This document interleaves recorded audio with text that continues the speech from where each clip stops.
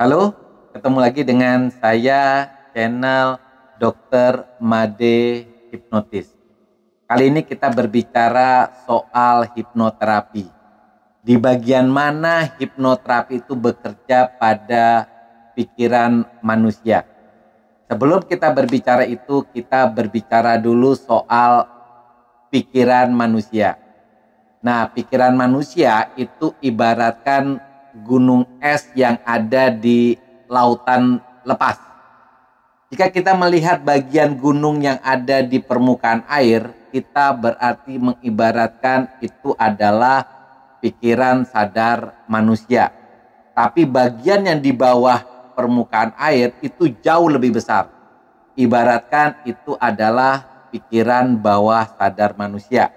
Antara pikiran sadar dan bawah sadar, tentu pikiran bawah sadar lebih besar, lebih kuat. Oke?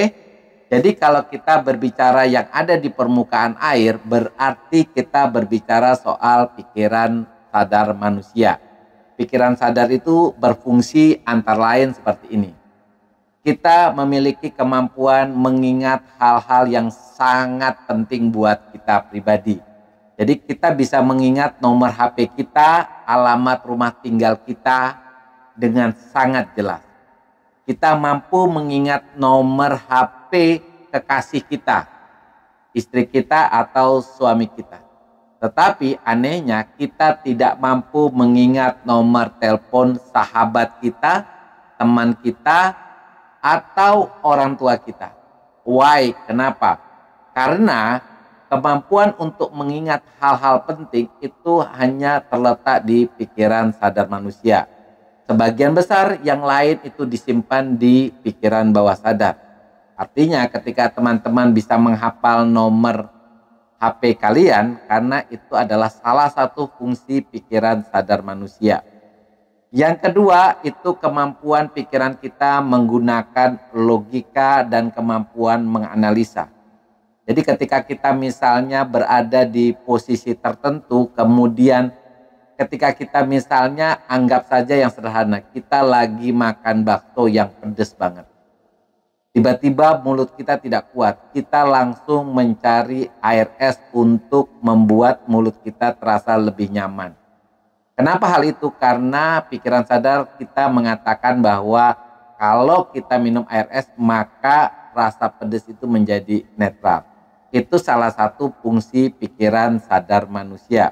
Lalu kekuatan keinginan, ini adalah fungsi terakhir dari pikiran sadar manusia. Teman-teman pernah enggak ketika teman-teman bertekad untuk mengurangi berat badan, mencoba bertekad untuk olahraga yang giat, mencoba untuk berhenti merokok, tetapi anehnya kekuatan keinginan itu hanya berlangsung beberapa minggu, kemudian dia kembali ke kebiasaan lama. Karena kekuatan keinginan itu terletak di pikiran sadar manusia yang kekuatannya tidak lebih dari 10%. Nah, kita berbicara lagi bagian yang di bawah air, yaitu pikiran bawah sadar manusia. Nah, pikiran bawah sadar ini kekuatannya luar biasa. Jadi ketika teman-teman mengisi pikiran bawah sadarnya dengan hal yang positif, tentu teman-teman menjadi pribadi yang positif. Tetapi kalau teman-teman diisi dengan hal yang negatif, teman-teman bisa mengalami yang namanya kondisi sakit. Ya, jadi fungsi pikiran bawah sadar itu memuat soal memori. Apapun yang pernah kita lihat, dari kita kecil ini, dari kita bayi, apapun yang kita dengar dari kita kecil dan pengalaman kita di masa lalu, semuanya tersimpan dengan rapi di pikiran bawah sadar manusia. Sehingga ketika orang mengalami trauma pada masa kecil, mengalami KDRT masa kecil, ataupun pembulian masa kecil, itu anehnya dia bisa terasa sampai kita besar. Karena apa? Karena dia tersimpan di alam bawah sadar kita yang kekuatannya bisa mencapai 80%. Bayangkan, orang yang mengalami KDRT masa kecil bisa saja dia mengalami trauma dan dia terasa sampai usia 30 tahun, 40 tahun kalau tidak diperbaiki. Yang kedua, perasaan apapun yang pernah kita alami itu juga tersimpan di alam bawah sadar. Perasaan bahagia, perasaan sedih, perasaan kehilangan, perasaan takut itu tersimpan.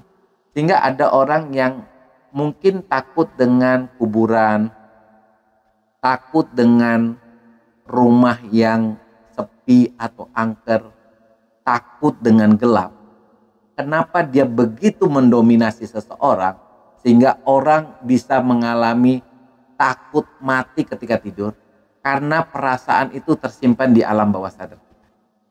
Sehebat apapun kita mengusahakan untuk menghilangkannya, karena dia tersimpan di bawah sadar, kekuatannya luar biasa. Bagusnya apapun yang tersimpan di alam bawah sadar itu bisa diubah dengan menggunakan hipnoterapi. Fungsi yang terakhir daripada pikiran bawah sadar kita adalah kebiasaan. Jadi teman-teman, kebiasaan itu kita bagi ya, ada kebiasaan negatif, mungkin teman-teman tahu ya, ada kebiasaan yang positif. Nah, kebiasaan negatif itu seperti apa? Kebiasaan merokok, ya, kebiasaan mungkin telat masuk kantor karena selalu terlambat bangun tidur, kebiasaan ngemil, ya, yang membuat kita jadi gemuk. Nah, kebiasaan-kebiasaan ini sangat susah diubah, sekali lagi penyebabnya karena kebiasaan itu tersimpan di pikiran bawah sadar. Jadi teman-teman yang memiliki trauma di masa lalu, ketika teman-teman mengalami sesuatu yang cemas, rasa takut di masa lalu, ataupun menganggap teman-teman memiliki kebiasaan yang sangat susah diubah, dan bagi teman-teman kebiasaan itu sangat mengganggu. Teman-teman bisa melakukan terapi pada pikiran teman-teman.